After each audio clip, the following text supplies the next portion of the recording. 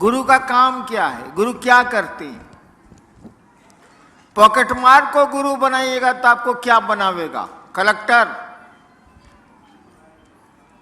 पॉकेटमार को अगर गुरु बना लीजिए तो आपको क्या बनावेगा? पॉकेटमार। दर्जी को गुरु बना लीजिए जो सिलाई करता है, आपको क्या बनावेगा? डॉक्टर। वो तो आपको कपड़े सिलना ही सिखाएगा। हमने आपने शिव को गुरु बनाया, या हम आप कहते हैं कि शिव को अपना गुरु बनाएं आप। वो गुरु क्या करेगा? बचपन से हम लोगों ने संस्कृत में पढ़ा है, आपने भी जरूर पढ़ा होगा। गुरु ब्रह्मा गुरु विष्णु गुरुर्देवो महेश्वर। पढ़ा है कि नहीं पढ़ा है? गुरु ब्रह्मा यानी गुरु के पास ब्रह्मा की शक्ति है। गुरुर विष्णु यानी गुरु के पास विष्णु की शक्ति है। गुरु महेश्वर, गुरुदेवो महेश्वर, वो महेश्वर हैं। अगर ईश्वर से भी ऊपर कोई होता है तो गुरु हैं। गुरु साक्षात परब्रह्म। गुरु जो हैं साक्षात, माने साक्षात माने समझते हैं, आंखों के सामने 100 अक्ष। गुरु साक्षात परब्रह्म है। अगर ब्रह्म की कल्पना की गई हो तो वो परम है, अंतिम है। तस्मै श्री गुरुवे नमः। यानी गुरु को ईश्वर कहा गया है, महेश्वर कहा गया है। जब गुरु किसी के गुरु बनेंगे वो, यानी उनका कोई शिष्य बनेगा, तो उसको भी तो ईश्वर ही बनाएंगे, जैसे पॉकेटमार बनाता है।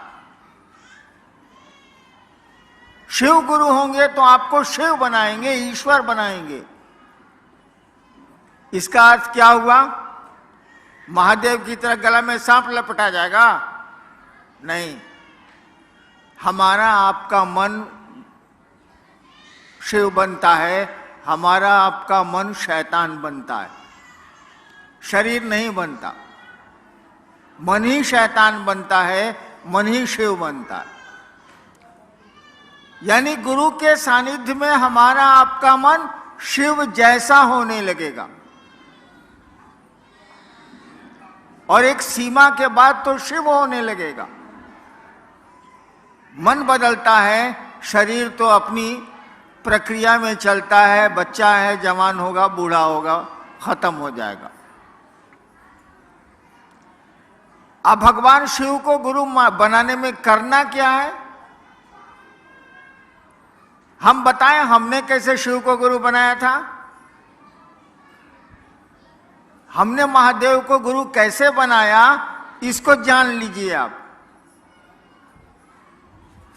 अभी पूर्व के वक्ताओं ने या पूर्व में जो चर्चा कर रहे थे लोग, उन्होंने कहा कि मैं श्मशान गया हूं, चमत्कार भी किए हैं मैंने।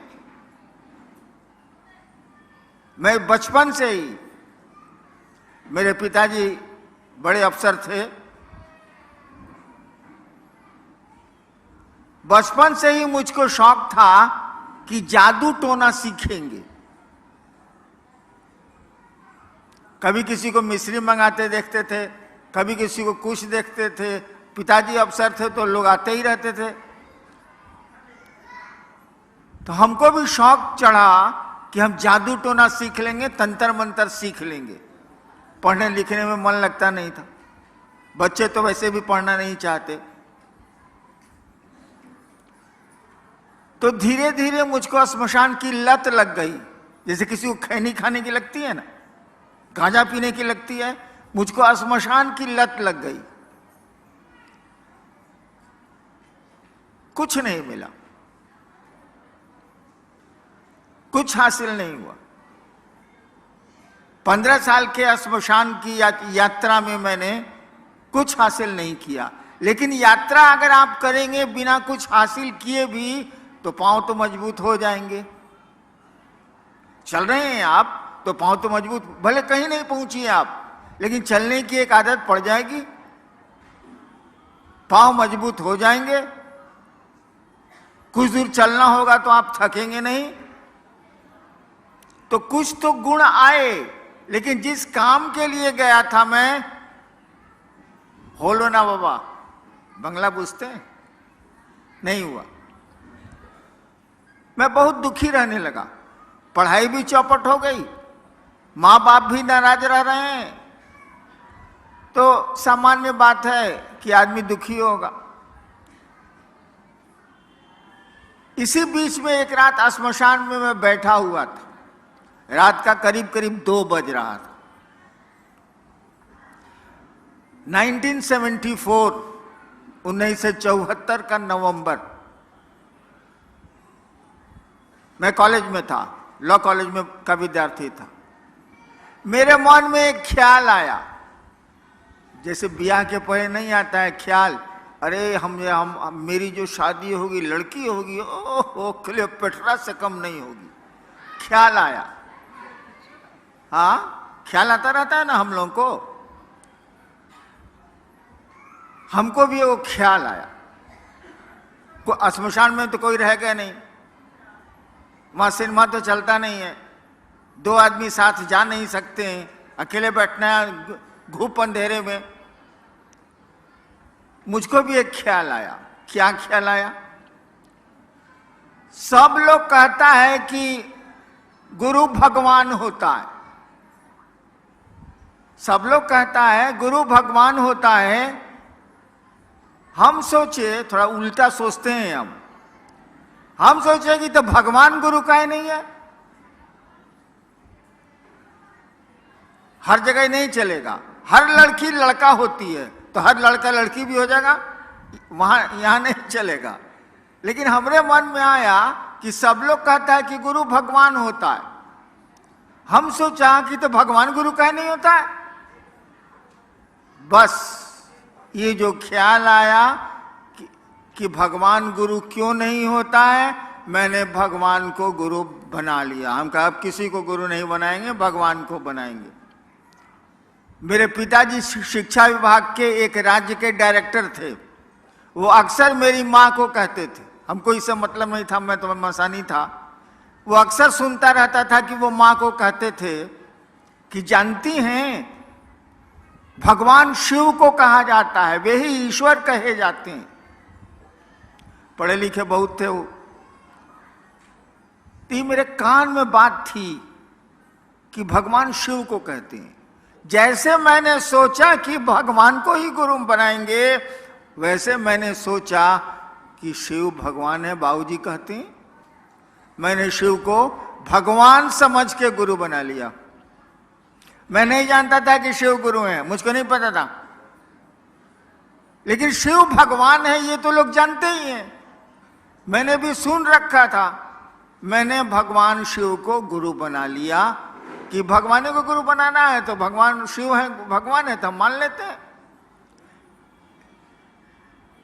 और मैंने, मेरी एक आदत, आपको बहन कह दिया तो बहन मानेंगे, आपको भाई कह दिया तो भाई मानेंगे, जिद्दी आदमी हूं मैं थोड़ा। मैंने जब भगवान शिव को अपना गुरु मान लिया तो 3 कसमें खाई। तीसरी कसम फिल्म कौन कौन देखा है, हाथ उठाइए तो। कोई नहीं। राज कपूर की फिल्म तीसरी कसम, आहे बाल।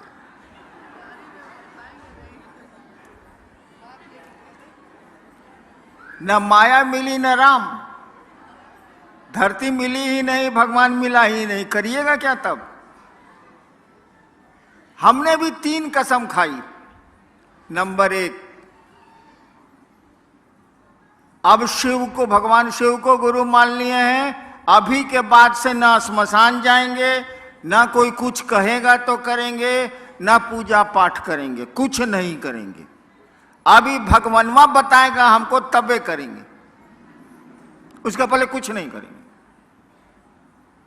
और जान लीजिए 15 साल तक लगातार मसान में जाने वाला आदमी उस तिथि के बाद मसान नहीं गया है। मैं नहीं गया हूं। जरूरत भी नहीं रही, लेकिन मैंने सोच लिया कि नहीं करेंगे तो नहीं करेंगे। पहली कसम खाई कि मास्टर बदल गया, अब पहले का कुछ नहीं करना है। अब नए का मास्टर पढ़ाएगा तो पढ़ेंगे, नहीं पढ़ाएगा नहीं पढ़ेंगे। दूसरी शर्त बनाई कि आप अगर आसमान से उतरिएगा, कहिएगा हम ही महादेव हैं, मैं ही शिव हूं, हम आपको महादेव न मानने जा रहे हैं। काहे कि श्मशान में हम बहुत प्रेत देखे हैं महादेव के रूप में, बहुरूपिया भी हम बहुत देखा है बचपन में। आदमी साला महादेव बन जाता है, आदमी साला काली बन जाता है, आदमी कुछ बन जाता है, प्रेत भी बन जाते हैं, हम ना मानेंगे। यानी दूसरी कसम मैंने खाई कि आप अगर शिव के रूप में आइएगा, जो फोटो में दिखता है, हम आपको शिव नहीं मानेंगे। तीसरी कसम मैंने खाई कि कोई आदमी आके कहेगा कि हम ही महादेव हैं, हम तुमको सिखलाते हैं, हम उससे नहीं सीखेंगे। आज 70 साल मेरा हो रहा है, अब तक अपनी तीनों कसमों पर मैं खड़ा हूं, नहीं तोड़ी मैंने कसम। और मात्र ये ख्याल आया था, हमको मालूम भी नहीं था कि वो गुरु हैं। ख्याल आया था कि गुरु भगवान होता है। भगवान हमने सुन रखा था शिव को कहते हैं, और हमने शिव को गुरु मान लिया तो आज 40-42 साल से माने हुआ हूं। उसके बाद गुरु ने हमको सिखलाया, मेरे महादेव ने मुझको सिखलाया, तो आपको जो सिखलाया आपको कहने चला आया, वही कहता भी हूं। उन्होंने मुझको, बोलते तो है नहीं वो, आपको जीवन की घटनाओं से समझाते हैं वो, और बोलने से कुछ होता भी नहीं है। हाथ जब तक आग में नहीं जलेगा, आप नहीं समझेंगे कि हाथ किस तरह से जलता है, कैसी आग में। बोलने से क्या हो जाए। महादेव ने मुझको सिखलाया कि दया मांगनी चाहिए। महादेव ने मुझको सिखलाया कि दूसरों को बताओ कि शिव गुरु हैं, वो शिष्य बन सकते हैं, बनाओ उनको। और तीसरा कि नमः शिवाय आप अपने प्रणाम में प्रयोग कर सकते हैं। गुरु हैं तो प्रणाम करना ही है, गुरु है तो दया मांगनी ही मांगनी है, और अच्छी चीज़ आपको मिली है तो दूसरे को नहीं बताइएगा भाई साहब। गांव में एक आदमी कलेक्टर बनता है तो उसका गांव वाला या उसका परिवार वाला सबको कहते चलता है कि हमारा बेटा कलेक्टर हुआ है, हमारा बेटा कलेक्टर हुआ है। बताइए, बेटा कलेक्टर हो गया तो गांव भर को सुना रहा। आपने शिव को ही गुरु मान लिया तो दूसरे को नहीं बताएंगे आप। अचूक कोई दवा आपको मिली है किसी असाध्य बीमारी की, दूसरे को नहीं बताएंगे आप।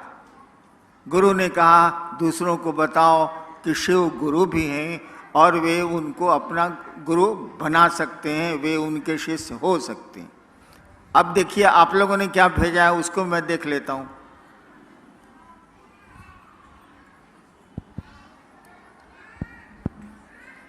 शुरू जल्दी करो। गुरु भाव कर्म बंधनों को तोड़ते हैं, कैसे समझाने की कृपा करें। गुरु कर्म बंधनों को तोड़ते हैं कैसे?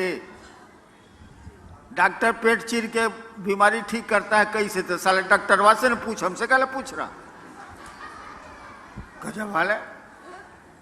सवाल आया है कि गुरु कर्म बंधनों को, कर्म फल को तोड़ते हैं कैसे?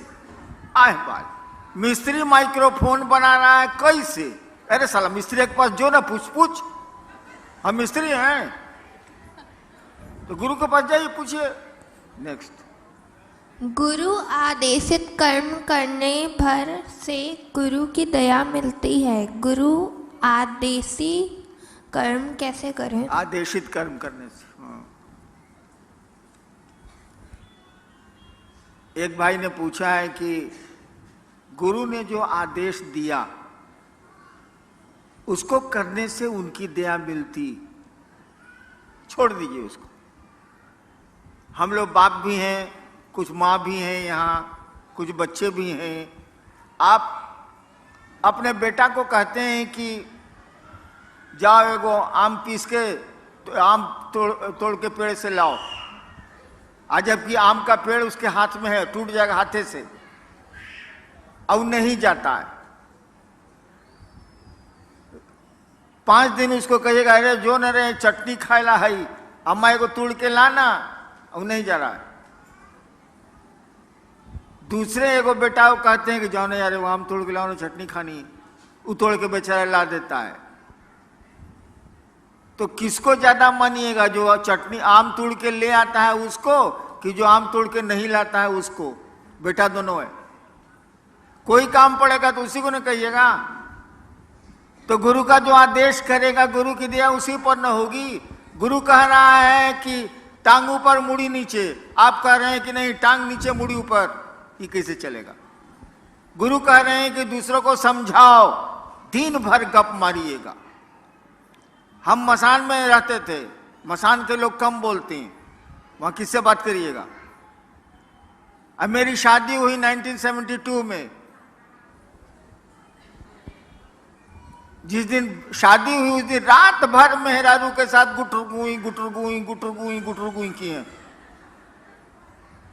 दिन भर रात भर बकर बकर करती हैं। कहा गया कि जरा महादेव के बारे में गप करिए, तो हो ही नहीं रहा है।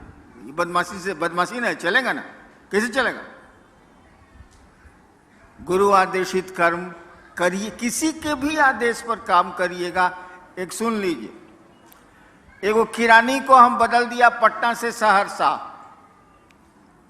एक किरानी का तबादला कर दिया पटना से सहरसा। आया, आते आते गोड़ धर लिया मेरा ऑफिस में कि सर मेरा परिवार पटना में रहता है, उसको हमको सर छोड़ दीजिए सर, हम पटना में रहना चाहते हैं। हम 2 रुपया पॉकेट से निकाला उसको दिया कि जाओ सामने पान की दुकान है सचिवालय के बाहर, पान ले आवे वो। अब वो कहे कि जीना जब तक मेरी बदली रोकिएगा नहीं, हम कुछ छोड़बे नहीं करेंगे आपका गोड़। हम कहे रे ये 2 रुपया ले आए, पान ले आ। नहीं लाया, वो मेरा गोड़ नहीं छोड़ा। 6 साल तक उसको सहरसे में रहना पड़ा, पटना वापस नहीं हुआ। साला मेरा आदेश है पान लाने के लिए, तो साला मेरा गोड़ धरे हुए। ठीक है, तो गुरु का आदेश नहीं मानिएगा, कहिएगा नया महादेव को। एक आदमी हमको बोला कि ना आप आरती करते हैं ना कुछ करते हैं। हम कहे बाबू सुनो, बाप जब घर में आता है तो बेटवा आरती करता है कि बाबूजी जय जगदीश हरे, ओम जय जगदीश हरे। नहीं ना बाबूजी को करता है, माई को करता है ना, कहाँ करता? अगरबत्ती दिखाता है, ओम पिताजी नमः, ओम पिताजी नमः दिखलाता है। तो महादेव को आरती करेंगे तबे खुश होगा वो। आए बा, महादेव को अगरबत्ती दिखाएंगे तबे प्रसन्न होगा वो प्रसन्न तब होगा जब उसको आप अपना समझिएगा। अपनापन का जब अपनेपन का जब भाव आवेगा ना, तब वो प्रसन्न होगा। ये आरती अगरबत्ती से क्या प्रसन्न होने जाए?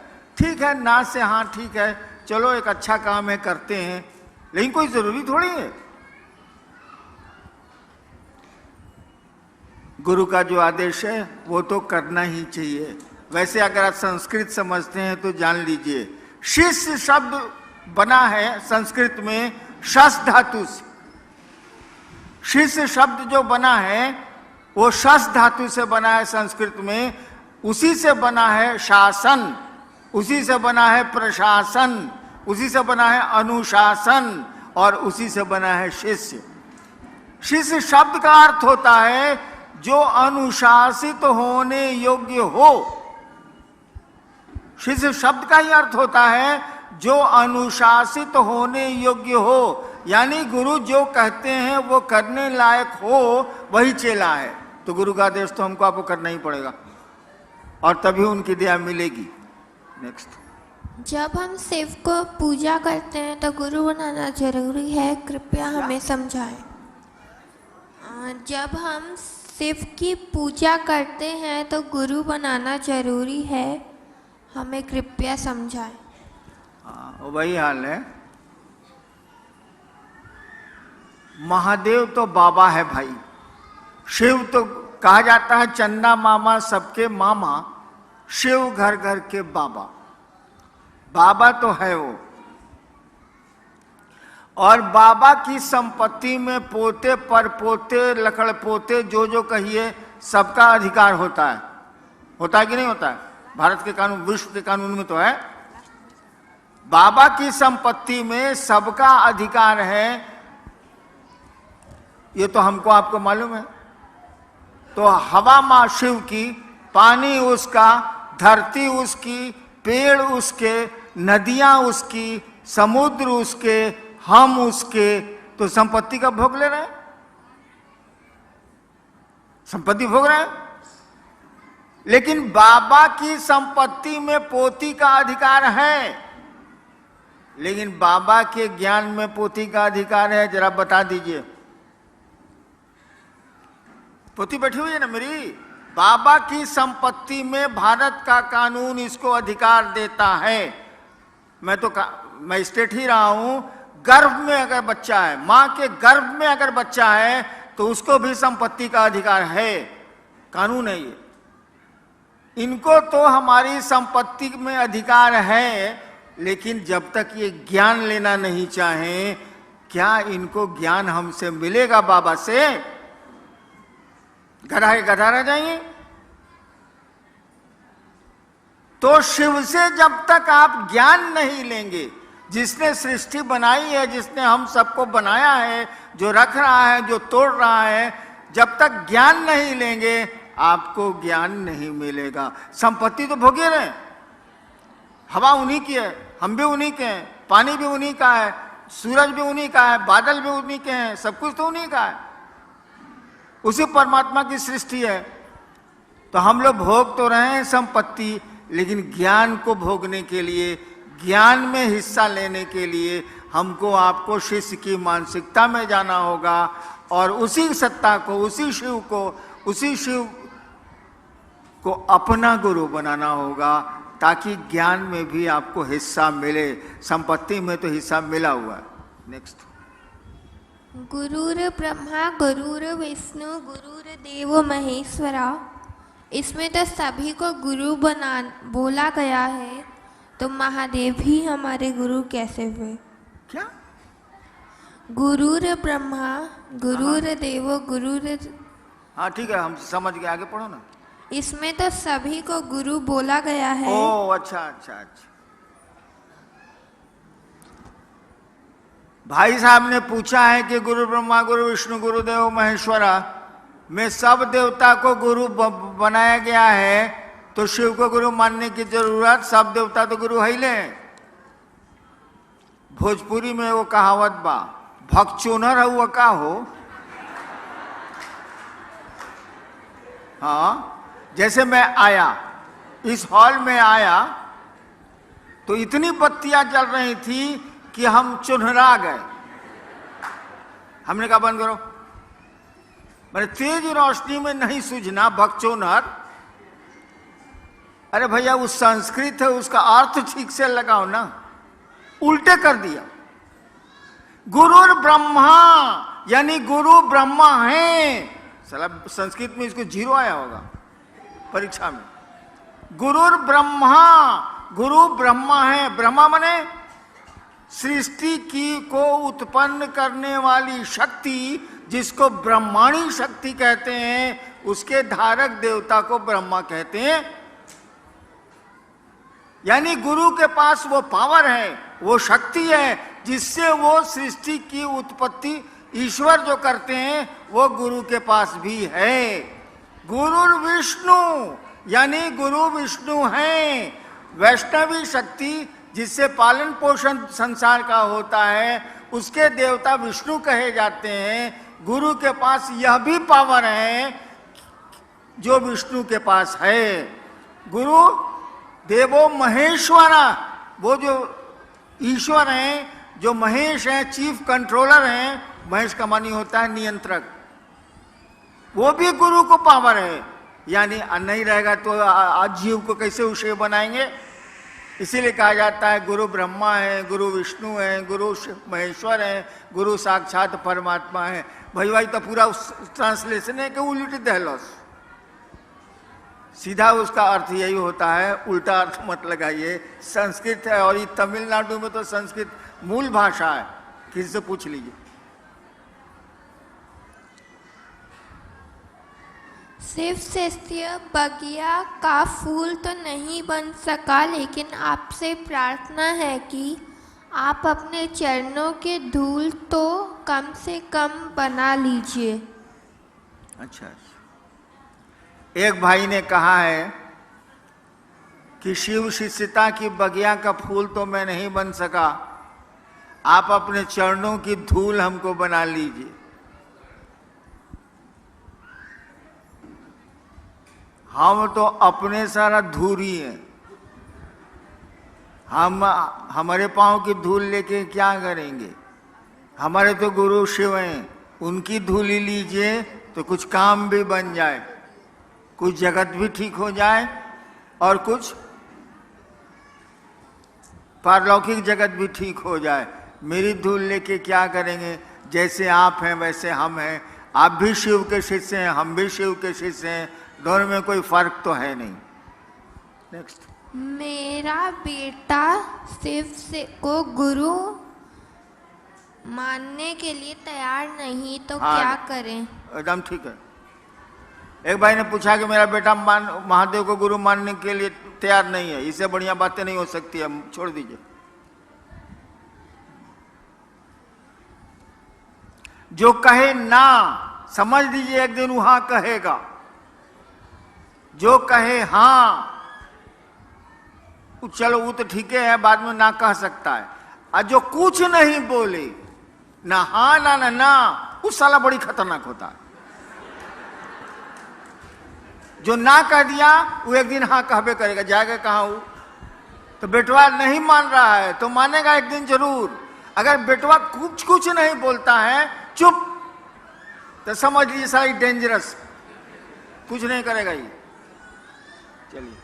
शिव गुरु हैं ये समझते हुए भी मन अपना समझता नहीं है, लेकिन मैं अपना समझने के लिए करने की किसी को ज़रूरत नहीं है।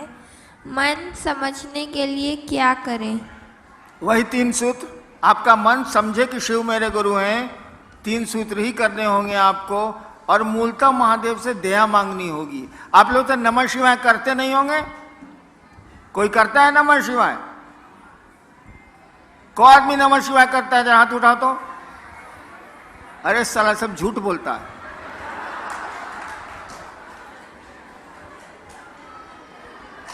अच्छा एक बात बताओ, जरा शांत हो जाइए भाई साहब।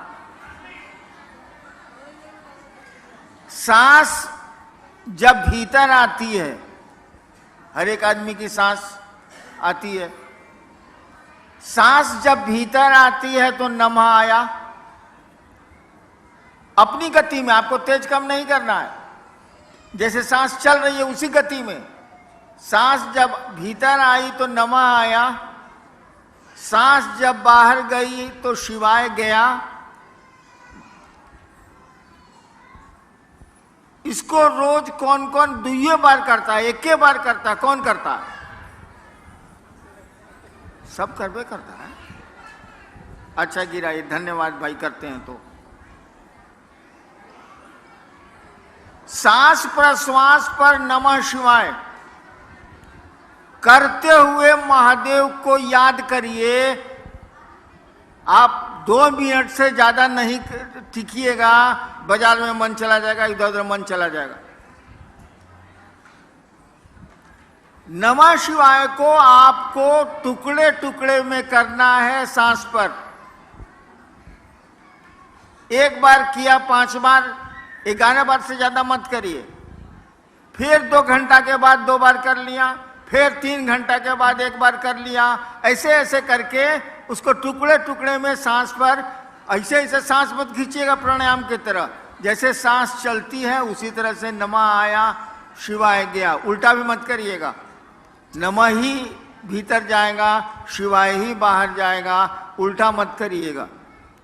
इसको करिए, करना चाहिए आपको। सोने के पहले जरूर करिए, जागने पर कोशिश करिए कि हो जाए। होता तो नहीं है, साली चाय याद आती है, चाय शिव तो याद आते नहीं है। लेकिन जब भी जहां भी मौका मिले इसको करिए।